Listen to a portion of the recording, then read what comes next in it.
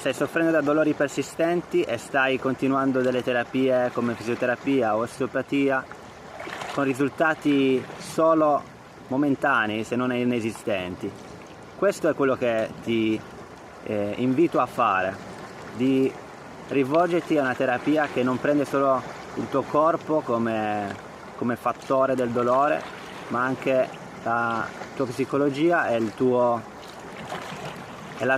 fattori sociali. Quindi questi 3 fattori, con il corpo insieme, devono essere presi in considerazione per qualsiasi terapia che abbia successo. Quindi se stai continuando a terapie che prendono in considerazione solo il tuo corpo, sei al 30% del lavoro.